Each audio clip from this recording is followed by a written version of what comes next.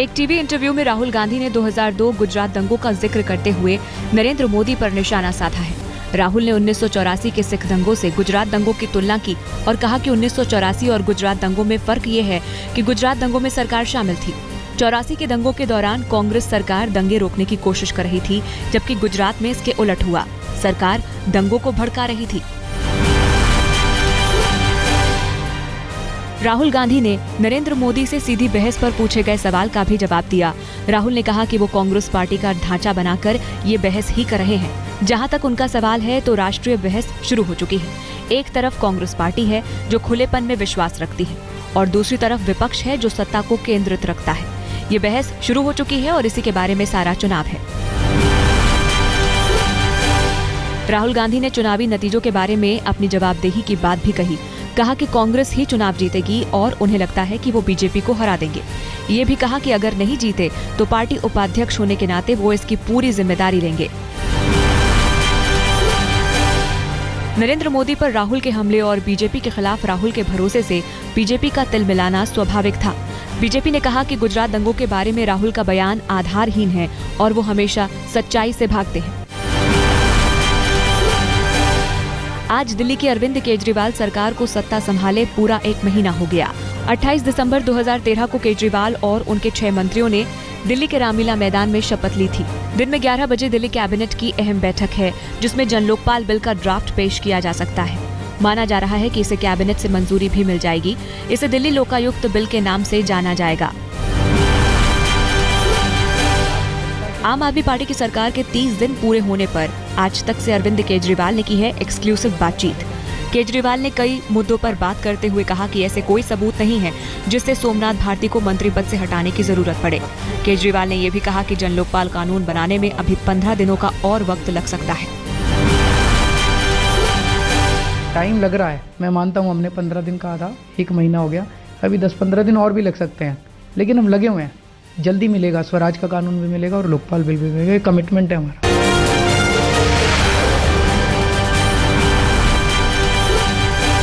Delhi Lokayukta bill 2014 में लोकायुक्त को ज्यादा अधिकार दिए जाएंगे। लोकायुक्त को किसी भी सरकारी कर्मचारी या किसी संस्था के व्यक्ति को निलंबित करने, बर्खास्त या पदच्युत करने का अधिकार होगा। लोकायुक्त बिल में जांच और कार्यान्वयन के लिए अलग अलग व्यवस्था है। दिल्ली के कानून मंत्री सोमनाथ भारती को लेकर सियासी बवाल बढ़ता ही जा रहा है। हालांकि मुख्यमंत्री केजरीवाल ने अपने मंत्री का बचाव किया है, लेकिन दिल्ली महिला आयोग और बीजेपी लगातार उनके इस्तीफे की मांग कर रही है। इसी मामले में आज दोपहर 12:30 बजे दिल्ली विधानसभा में विपक्ष के नेता हर्षवर्धन एक प्रेस कॉन्फ्रेंस को संबोधित करेंगे। अपने मंत्री सोमनाथ भारती को बचाने के लिए दिल्ली सरकार पर हर तरीके से हर किसी पर दबाव बनाने का आरोप लगा है। दिल्ली महिला आयोग के अध्यक्ष बरखा सिंह ने भी आरोप लगाया है कि उन पर लगातार सोमनाथ का मामला खत्म करने के लिए दबाव बनाया जा रहा है। उनसे कहा जा रहा है कि या तो वो अपना इस्तीफा दे दें, नहीं तो उन्हें हटा दिया जाएगा। इस मामले में आयोग ने उपराज्यपाल से भी मिलने का समय मांगा है। केजरीवाल के खिलाफ मोर्चा खोलने वाले और आम आदमी पार्टी से बर्खास्त विधायक विनोद कुमार बिन्नी ने सोमवार को 3 घंटे में ही अपना अनशन तोड़ दिया। बिन्नी ने केजरीवाल सरकार को अपने वादों को पूरा करने के लिए 10 दिन का फिर से मौका दिया है। बिन्नी ने कहा कि वो पूरे देश में आंदोलन करेंगे, क्योंकि अन्ना ने कहा था कि भूखे मरने से कुछ नहीं होगा। विधायक विनोद कुमार बिन्नी पर केजरीवाल ने किया है पलटवार। केजरीवाल ने कहा है कि हम सरकार बचाने की राजनीति नहीं कर रहे हैं। केजरीवाल ने यह भी कहा कि उन्होंने 1 महीने के अंदर जितने काम को पूरा किया है उतना कोई दूसरा नहीं कर सकता। सरकार ने जितना काम 1 महीने में किया है उतना मुझे नहीं लगता किसी भी सरकार ने आज तक किया। आम आदमी पार्टी के नेता कुमार विश्वास की मुश्किलें कम होने का नाम नहीं ले रही हैं। धार्मिक भावनाएं भड़काने के आरोप में अब उनके खिलाफ मुंबई के चेंबूर थाने में मामला दर्ज किया गया है। इससे पहले उनकी ही पार्टी की मल्लिका साराभाई भी उनकी कार्यशैली से अपनी असहमति जता चुकी है। मुंबई में स्वर साम्राज्ञी लता मंगेशकर और नरेंद्र मोदी एक ही मंच पर नजर आए। मौका था मुंबई में ए मेरे वतन के लोगों गीत की 51वीं वर्षगांठ का। इस खास कार्यक्रम में नरेंद्र मोदी चीफ गेस्ट थे।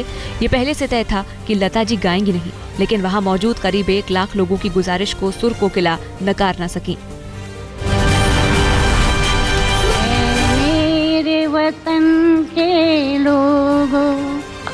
जरा आँख में भर लो पानी, जो शहीद हुए हैं उनकी जरा याद करो कुर्बानी। 51 साल पहले 27 जनवरी 1963 को दिल्ली के नेशनल स्टेडियम में लता मंगेशकर ने कवि प्रदीप के लिखे इस गीत को भारत चीन युद्ध में शहीद सैनिकों के लिए श्रद्धांजलि देने के लिए गाया था। तब के प्रधानमंत्री जवाहरलाल नेहरू भी उस वक्त वहां मौजूद थे। यौन उत्पीड़न मामले में आरोपी तहलका के पूर्व एडिटर इन चीफ तरुण तेजपाल ने गोवा पुलिस पर सनसनीखेज इल्जाम लगाए हैं। तेजपाल ने एक पत्र के जरिए लिखा है कि उनके खिलाफ पक्षपातपूर्ण रवैया अपनाया जा रहा है और गोवा में वो मामले की निष्पक्ष जांच का भरोसा नहीं कर सकते हैं। इससे पहले गोवा क्राइम ब्रांच की जांच अधिकारी सुनीता सावंत ने कहा था कि आरोपी तेजपाल उन्हें डरा धमका रहे हैं।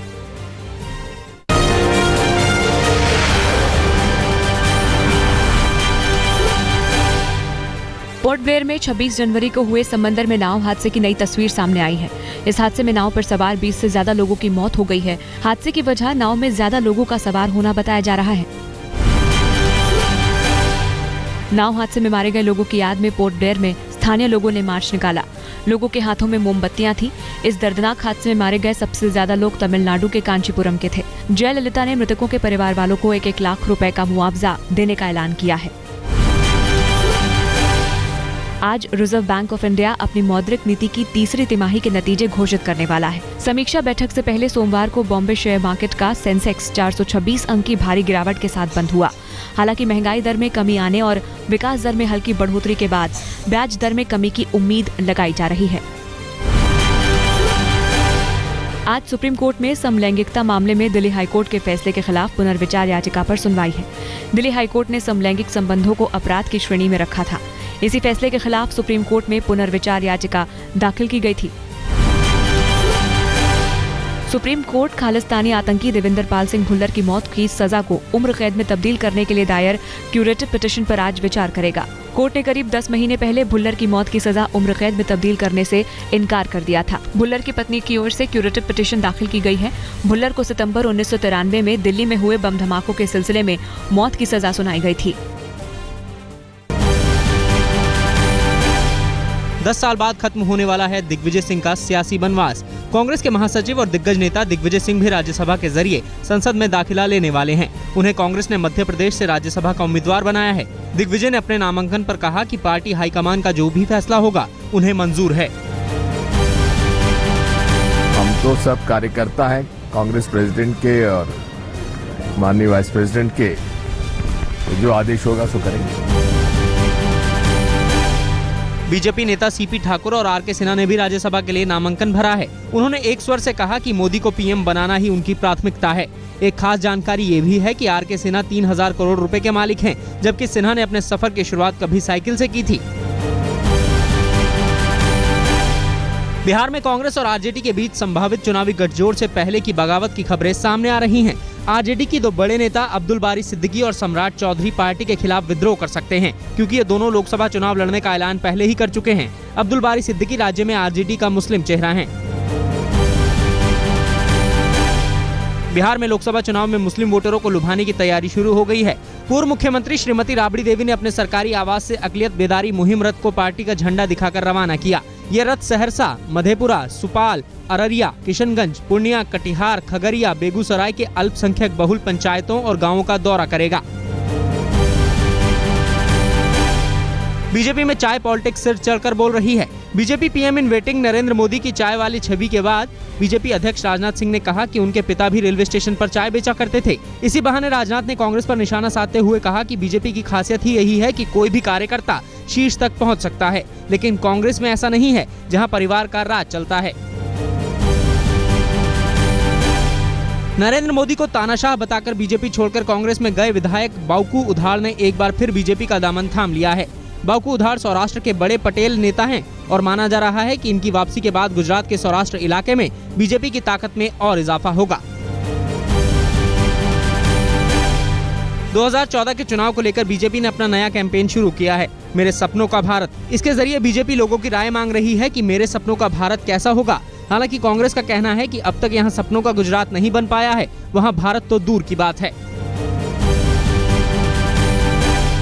महाराष्ट्र के सांगली में टोल नाके पर एमएनएस के कार्यकर्ताओं ने तोड़फोड़ की है। इतना ही नहीं, टोल ऑफिस को कार्यकर्ताओं ने ताला भी लगा दिया है। इससे पहले राज ठाकरे के भड़काऊ भाषण के बाद एमएनएस के कार्यकर्ताओं ने राज्य के कई हिस्सों में टोल नाके पर तोड़फोड़ मचाई थी और हंगामा किया था। राज ठाकरे ने कहा था कि अब से उनकी पार्टी का कोई भी कार्यकर्ता टोल टैक्स नहीं देगा और मांगने वाले की वहीं पिटाई करेगा। कोलकाता में टीएमसी उम्मीदवारों ने राज्यसभा चुनाव के लिए अपना नामांकन दाखिल किया। इनमें मिथुन चक्रवर्ती, जोगेंद्र चौधरी, केडी सिंह और अहमद हसन ने अपना नामांकन पत्र दाखिल किया।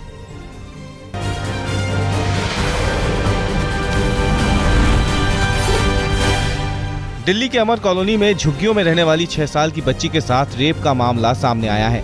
पड़ोस में रहने वाले 17 साल के लड़के पर बलात्कार का आरोप है। पुलिस आरोपी की तलाश में जुटी है। सोमवार दोपहर को एक मंदिर के पास बदहवास हालत में बच्ची मिली थी।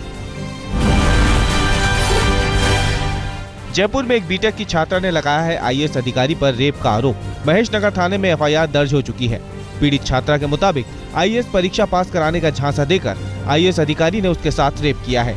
इसी युवती ने पिछले साल एक पेइंग गेस्ट के मालिक पर भी लगाया था रेप का आरोप। अभिनेत्री जिया खान की मौत को लेकर अब अमेरिकी जांच एजेंसी एफबीआई भी गंभीर हो गई है। इस मामले में एफबीआई ने सीबीआई को पत्र लिखा है। इससे पहले जिया खान की मां ने एफबीआई को चिट्ठी लिखकर इस मामले की जांच में शामिल होने की अपील की थी। एफबीआई की पहल के बाद सीबीआई ने एफबीआई की चिट्ठी को मुंबई पुलिस को सौंप दिया है और सही कार्रवाई का निर्देश दिया है। गाजियाबाद में NH-24 पर फरीदाबाद के एक डॉक्टर को कार सहित बदमाशों ने अगवा कर लिया और हथियारों के बल पर उन्हें शहर के अलग अलग इलाकों में ले जाकर एटीएम से 1 लाख रुपए निकलवाए। गाजियाबाद के लाल कुआं पर डॉक्टर को फेंककर अपराधी फरार हो गए। सुबह से शाम तक पुलिस सीमा विवाद में ही उलझी रही, लेकिन बाद में हापुड़ के पिलखुआ में मामला दर्ज किया गया। गाजियाबाद के लोनी इलाके में 12 घंटे में 2 प्रॉपर्टी डीलरों की हत्या कर दी गई। पहली वारदात में एक शख्स के घर में घुसकर नकाबपोश बदमाशों ने गोलियों से भून दिया, जबकि दूसरे की सिरकटी लाश एक बोरे में बंद मिली। दोनों वारदात की वजह पुलिस प्रॉपर्टी का विवाद मान रही है। आरोपी फरार है। क्यूनेट धोखाधड़ी मामले में पूर्व billiard champion Michael Ferreira EOW के सामने पेश हुए। माइकल फरेरा के साथ घंटों तक पूछताछ हुई। क्यूनेट पर 425 करोड़ की घपलेबाजी का आरोप है और फरेरा इसी कंपनी के टीम लीडरों में शामिल बताए जाते हैं।